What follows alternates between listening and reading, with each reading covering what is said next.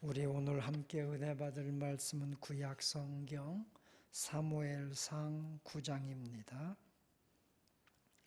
하나님의 말씀 사무엘상 9장 1절부터 4절, 1절부터 4절 말씀까지만 우리 다 함께 한 목소리로 똑같이 성경을 합독하겠습니다. 사무엘상 9장 1절 다 함께 읽겠습니다. 베냐민 지파에 기스라 이름하는 유력한 사람이 있으니 그는 아비엘의 아들이요 스롤의 손자요 베고라스의 증손이요 아비야의 현손이며 베냐민 사람이더라. 기스에게 아들이 있으니 그의 이름은 사울이요 준수한 소년이라. 이스라엘 자손 중에 그보다 더 준수한 자가 없고 키는 모든 백성보다 어깨 위만큼 더 컸더라. 사울의 아버지 기스가 암나기들을 잃고 그의 아들 사울에게 이르되 너는 일어나 한 사환을 데리고 가서 암나기들을 찾으라 하매 그가 에브라임 산지와 살리사 땅으로 두루 다녀보았으나 찾지 못하고 사알림 땅으로 두루 다녀보았으나 그곳에는 없었고 베냐민 사람의 땅으로 두루 다녀보았으나 찾지 못하니라. 아멘. 오늘도 이 저녁 주 앞에 나온 성도 여러분들, 여러분의 믿음을 하나님이 보시고 오늘도 세상이 줄 수 없는, 세상이 우리에게 어떻게 흔들 수 없는 그 평강, 그 기쁨, 그 은혜로 풍성해지시기를 주님의 이름으로 축원합니다. 이스라엘 백성들에게 왕은 하나님이었습니다. 하나님께서 그 백성들을 다스리시고 그 백성들에게 은혜 주시고 그 백성들을 광야길에서 고난의 여정 속에서도 친히 이끌어서 수많은 원수들, 수많은 나라들의 침범에도 하나님이 지켜주신 겁니다. 자, 그런데 시대가 지나면서 사람들이 이제는 우리에게 왕이 필요하대. 눈에 보이지 않는 하나님이 아니라 실제 우리 눈에 보이는, 우리가 전쟁할 때에 나가서 함께 싸워주는 왕이 필요하다. 그 왕을 구하는 겁니다. 그 왕을 구하는 것이 하나님 보시기에는 이스라엘 백성들에게 합당하지가 않았습니다. 그러나 이스라엘 백성들이 워낙 강력하게 그 왕을 간구함으로 하나님께서 허락하십니다. 그래? 그럼 너에게 왕을 두어봐 하고 하나님이 허락하신 장면을 우리가 지난주에 본 겁니다. 우리 사랑하는 성도 여러분, 우리 자신들도 마찬가지입니다. 내 마음에, 내 삶의 왕은, 주인은 하나님이셔야 합니다.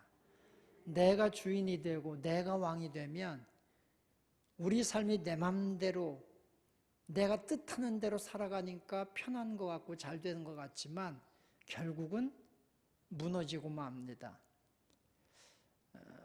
내 존재, 나는 그냥 우연히 태어난 사람이 아닙니다. 나는 무슨 진화론에 의해서 생겨난 사람도 아닙니다. 하나님이 선한 계획을 가지고 우리를 창조했고 이 땅에 보내신 존귀하고 거룩한 자들입니다. 그래서 베드로전서 2장 7절부터 9절까지 하나님께서는 우리는 하나님이 택하신 족속이고 왕 같은 제사장이고 하나님께서 가장 존귀히 여기시는 거룩한 하늘의 백성으로의 존재라고 우리에게 말씀해 주고 있는 거예요. 그러므로 여러분, 우리가 그냥 우연히 이 땅에 그냥 어쩌다 보니까 태어난 것이 아닙니다. 우리는 하나님의 계획 속에서 우리를 이 땅에 하나님이 보내셨기 때문에 우리에게는 사명이 있고, 그리고 내 삶의 주인이 내가 아니라 하나님, 그분, 온 우주의 창조주이시고 우리 인간을 창조하신 그분이 나를 창조하셨기 때문에 그분 앞에 더 거룩하고 복되게 살아가는 영적인 그러한 존재가 되어야 될 줄로 믿습니다. 오늘도 하나님의 사랑 안에서 하나님, 나는 내 몸이 내 것이 아닙니다. 하나님의 것입니다. 나는 정말 거룩하고 존귀한 사람입니다. 고백하면서 여러분의 몸을 죄의 어둠에 매여 죄의 종에 들이지 말고 로마서 6장 13절 말씀처럼 의의 병기로서 거룩하게 하나님께 드려지며 쓰임받는 존귀한 자들이 되시기를 주님의 이름으로 축원합니다. 자, 그러면서 이제 오늘 9절에 보면 베냐민 지파에 기스라 이름하는 사람이 있다. 그는 아비엘의 아들이요 스르의 손자요 베고라스의 증손이요 아비아의 현손이요. 쭉 족보 이야기가 나옵니다. 모든 성경은 그렇습니다. 족보 이야기가 나올 때는 분명히 그 족보의 맨 마지막 사람을 설명하기 위해서 족보가 나오는 겁니다. 여기에 사울이라고 하는 한 사람을 소개하기 위해서 족보가 나오는 겁니다. 우리가 잘 아는 것처럼 이스라엘의 첫 번째 왕 사울이 나중에는 하나님에게 버림을 받아서 말로가 비참하게 끝났지만 처음부터 사울이 교만했고 하나님에게 불순종했던 사람이 아닙니다. 사울은 사무엘이 기뻐했고 하나님이 왕으로 세워도 괜찮다고 인정할 만큼 순수하고 아주 좋은 믿음의 청년이었습니다. 그러나 그가 왕이 된 후에 전쟁에서 이기고 많은 재물을 획득하고 왕의 자리에 있다 보니까 교만해지기 시작한 겁니다. 그래서 우리가 믿음을 또 하나 배우는 게 있습니다. 그게 뭐냐? 높은 자리에 있을 때 겸손해야 되고 우리가 평안하고 잘 될 때 신실해야 됩니다. 평안하고 우리가 잘 되고 형통할 때 겸손해야 됩니다. 그것이 믿음의 사람입니다. 조금 잘 나간다고 교만하기 시작하면 분명히 사울처럼 하나님께서 외면하는 그런 인생을 살게 됩니다. 다윗의 위대한 점이 뭡니까? 사울과 다윗을 비교할 때 다윗의 위대한 점은 그가 왕이 되었을 때도 선지자들이 죄를 책망하면요 왕임에도 불구하고 무릎 꿇었습니다. 침상이 썩도록 눈물을 흘리며 회개했습니다. 하나님은 그 다윗을 기뻐하신 것입니다. 여러분, 우리가 평안할 때, 잘 될 때 더 겸손한 믿음의 사람들이 되시기를 축원합니다. 자, 사울을 소개하는데 오늘 여기 2절 말씀에 자, 기스에게 아들이 있으니 그 이름은 사울이요 준수한 소년이라 이스라엘 자손 중에 그보다 더 준수한 자가 없고 키는 모든 백성보다 어깨 위만큼 더 컸더라. 이 사울을 소개하는데 준수한 청년입니다. 얼굴이 얼마나 준수한지 이스라엘 자손 중에 그보다 더 준수한 사람이 없다는 겁니다. 키도 얼마나 크고 장군 같은지 다른 사람보다 어깨가 하나가 더 컸다는 겁니다. 얼마나 멋있었겠습니까? 이 사람이 바로 이스라엘 사람들이 원하던 왕의 모습입니다. 자, 우리가 8장에 보면 8장 19절 20절에 보면 백성들이 사무엘의 말 듣기를 거절하여 이르되 아니로소이다. 우리도 우리 왕이 있어야 하리니 우리도 다른 나라들 같이 되어 우리의 왕이 우리를 다스리며 우리 앞에 나가서 우리의 싸움을 싸워야 할 것이니이다. 이스라엘 백성들이 왕을 구했던 그 사람의 모델이 사울인 거예요. 그래서 사울을 왕으로 세우게 되는 거예요. 이스라엘 백성들이 그토록 원했던 왕의 모델, 사람들이 그토록 원했던 그 모델이 사울이라. 그 말씀이에요. 그런데 우리가 한 가지 배우는 것은 사람들은 외모를 봅니다. 그죠? 외모를 봐요. 그 사람의 어떤 요즘에는 뭐 학력을 보고 그 사람의 스펙을 본다고 그러잖아요. 그래서 요즘 청년들이 취업하기가 너무 어려워서 스펙을 쌓기 위해서 막 외국에 나갔다 오고 막 이런 일들 하잖아요. 사람들은 그 사람의 스펙을 봅니다. 외모를 봅니다. 가진 걸 봅니다. 그러나 하나님은 그 사람의 중심을 보십니다. 참 감사한 거예요.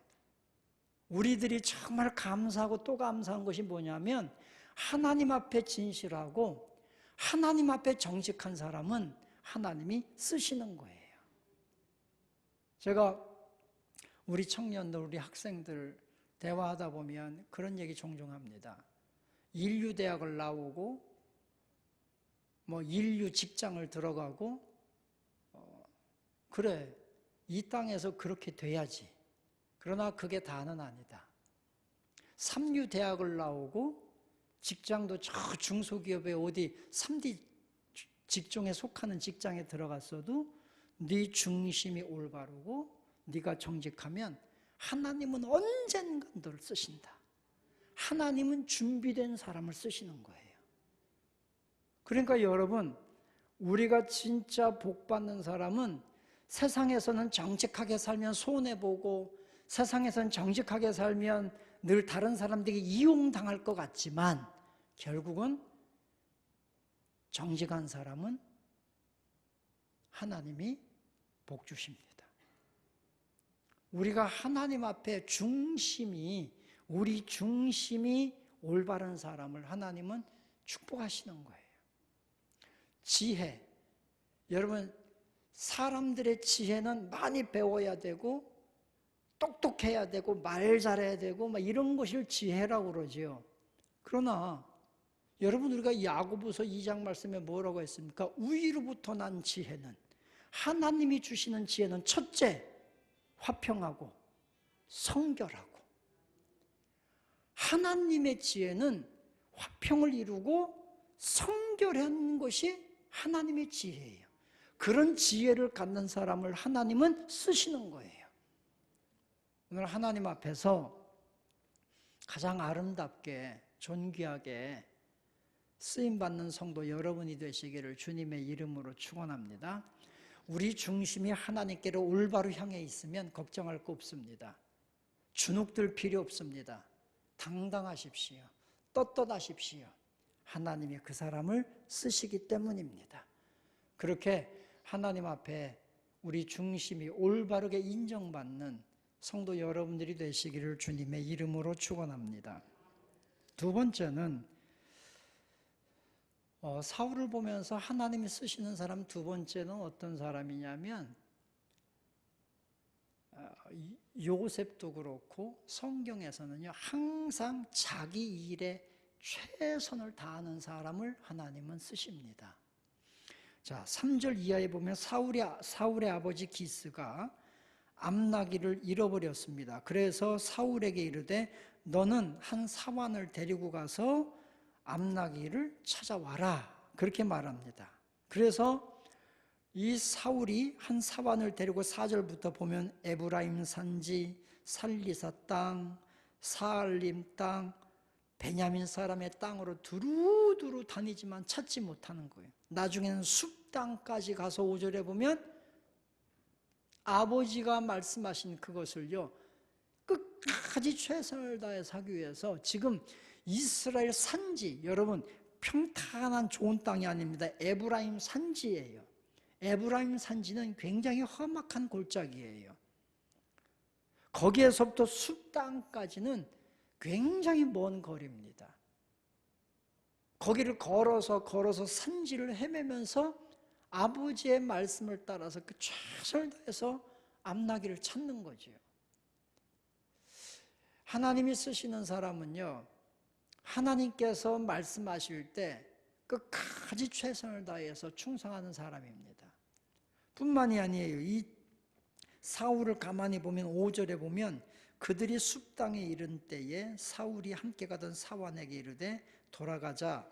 내 아버지께서 암나기 생각은 고사하고 우리를 위하여 걱정하실까 두려워하노라.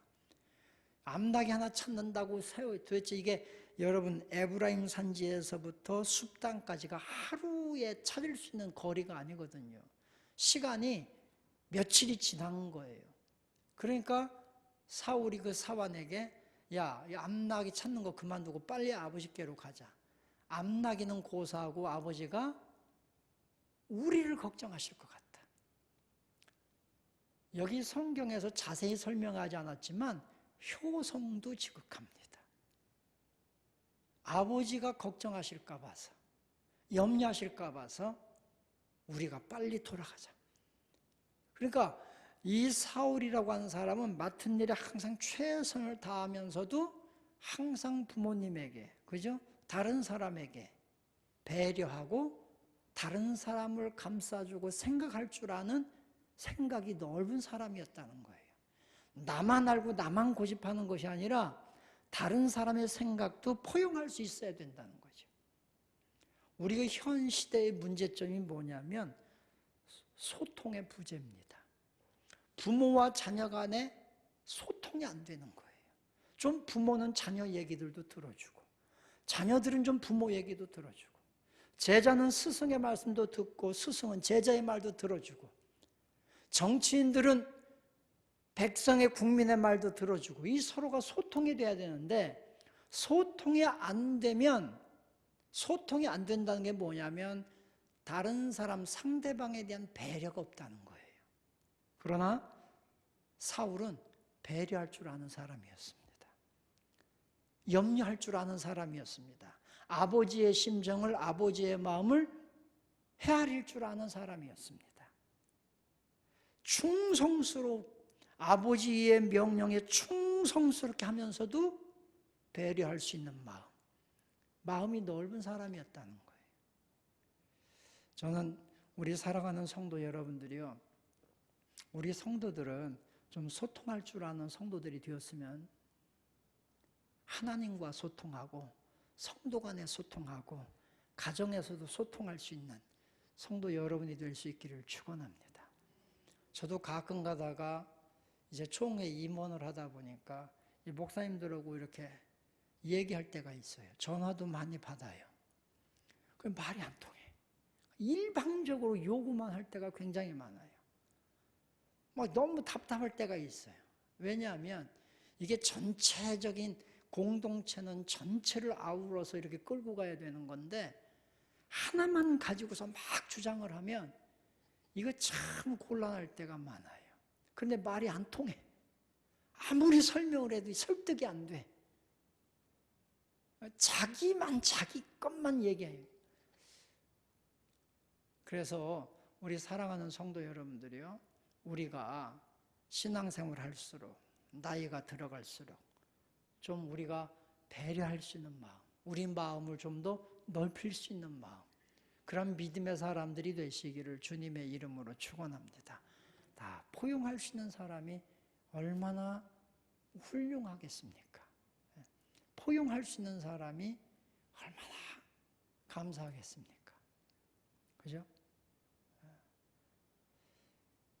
막 화내고 자기 것만 주장하는 사람은요, 나중에 분명히 후회하게 됩니다.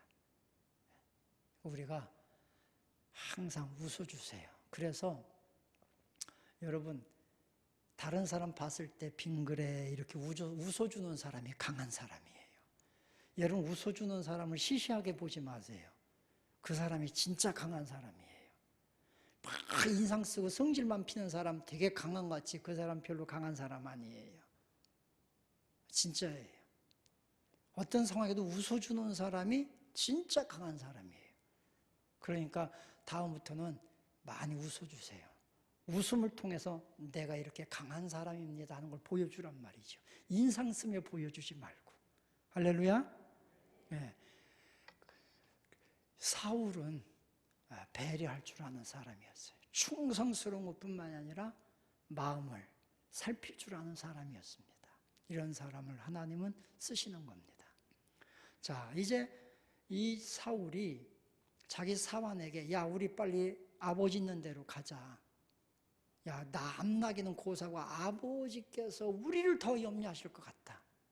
그리고 가려고 했더니 그 사환이 얘기를 하는 겁니다. 그 사환이 뭐라고 하냐면 6절에 그 사환이 대답하되 보소서 이 성읍에 하나님의 사람이 있는데 이 하나님의 사람은 사무엘입니다. 뒤에 나옵니다. 존경받는 사람이라 그가 말하는 것은 반드시 다 응하나니 그리로 가사이다. 그가 혹시 우리가 갈 길을 가르쳐 줄까 하나이다. 이 사환이 여기에 아주 훌륭한 하나님의 선지자가 있는데 우리 그냥 가지 말고 그분을 만나보고 갑시다. 그분에게 우리가 어디로 가야 될지 묻고 갑시다. 그런 거예요. 그랬더니 사울이 7절에 뭐라고 하냐면 사울이 그의 사환에게 이르되 우리가 가면 그 사람에게 무엇을 드리겠느냐? 우리 주머니에 먹을 것이 다하였으니 하나님의 사람에게 드릴 예물이 없도다. 무엇이 있느냐 하니 사환이 사울에게 대답하되 보소서 내 손에 은 한 세겔의 4분의 1이 있으니 하나님의 사람에게 드려 우리 길을 가르쳐달라 하겠나이다 하더라. 자, 사환이 사무엘 선지자를 하나님의 사람을 만나고 가자고 하는 겁니다. 그때 이 사울이 야, 하나님의 사람을 만나는데 우리가 어떻게 빈손으로 가겠느냐? 먹을 게 있느냐? 드릴 예물이 있느냐? 아무것도 없지 않느냐? 그런데 어떻게 하나님의 사람에게 우리가 가겠느냐? 그랬더니 사환이 내게 은 한 세겔의 4분의 1, 한 세겔이 대개 약 12g쯤 되니까 4분의 1이니까 약 한 3g쯤 있다는 거죠. 그거라도 드리고서 그분을 만나보고 갑시다. 그리고 사무엘을 만나는 순간에 사무엘이 어젯밤 꿈에 하나님이 말씀하신 그 사람이 바로 이 사울인 거예요. 거기서 극적으로 만나게 되는 겁니다. 여기에서 여러분 하나님의 은혜는요, 주예전에 나왔을 때 생각지도 못했을 때 어느 날 한순간에 하나님의 은혜가 임합니다. 믿음도 그런 것 같아요. 여러분 믿음도요, 주님 앞에 나와서 예배하다 보면 어느 날 한순간에 우리의 믿음이 엄청나게 큰 믿음이 될 수 있어요. 진짜 그래요. 제가 미국 나가기 전에 영어 공부를 해봤는데 미국 나가서도 이게 도대체 영어가 안 들려요. 뭐 한국에서는 뭐 헬로우, 뭐 하이, 뭐 근데 미국 딱 갔는데 미국 사람 지나가면서 하이 하고 지나서 나도 헬로우 하려고 하는 곳에 저만큼 지나갔어. 말이 안 나오는 거예요, 말이. 대학원 들어가서 공부하는데 교수님이 강의를 하는데 무슨 얘기인지 하나도 못 알아듣겠어요. 한국에서 영어 공부 정말 많이 하고 갔거든요. 수업 시간마다 나는 여기에 왜 앉아있고 도대체 나는 지금 뭐 하는가 막 이런 생각이 들 때가 굉장히 많아요. 그런데요, 어느 날 어제까지 영어가 안 들렸는데 어느 날 갑자기 귀가 뻥 뚫려서 교수가 영어로 강의를 하는데 한국말 하는 것처럼 들려요. 네. 진짜 그렇다니까요.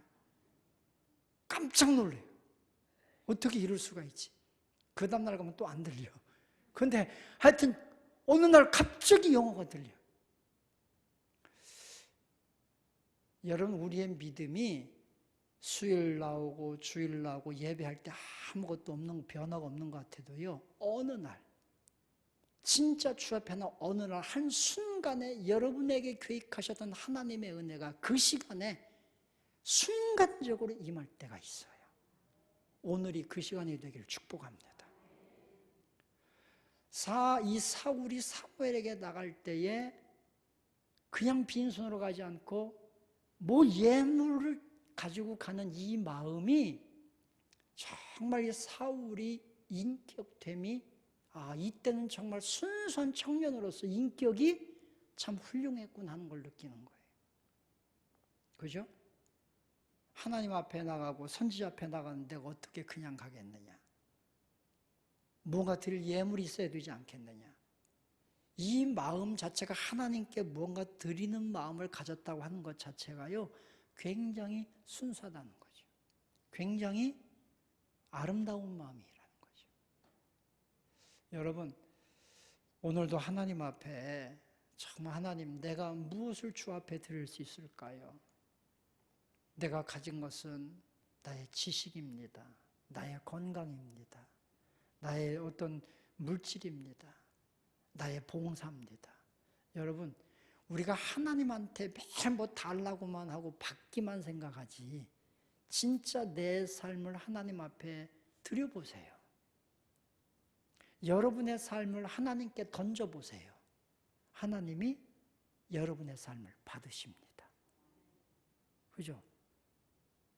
하나님이 받으시는 거예요. 내 삶을 하나님에게 던져봐라. 이것이 믿음인 거예요. 어린아이를 여기다 올려놓고 아빠가 받아줄게 뛰어내려면 애들은요 그냥 뛰어내립니다. 왜? 아빠를 믿으니까. 근데 조금 큰 애들 놓고서 야 뛰어내려 아빠가 받아줄게 하면 막 웁니다. 아빠도 이제 못 믿겠다는 거예요. 좀 컸거든. 그런데 뛰어내리면 아빠가 받아주거든요.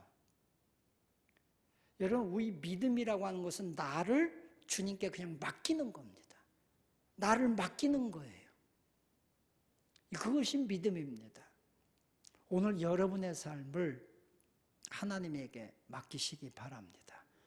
여러분의 직장도, 여러분의 가정도, 여러분의 삶도 하나님에게 던지세요. 하나님이요, 받으신다고.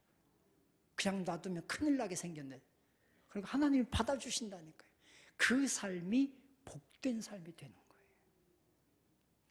우리 사랑하는 성도 여러분들이요, 하나님 앞에 정말 사랑을, 우리 마음을 세상에 빼앗기지 않고 하나님께 드릴 수 있는 순수하고 아름다운 믿음의 사람들이 되시기를 축원합니다.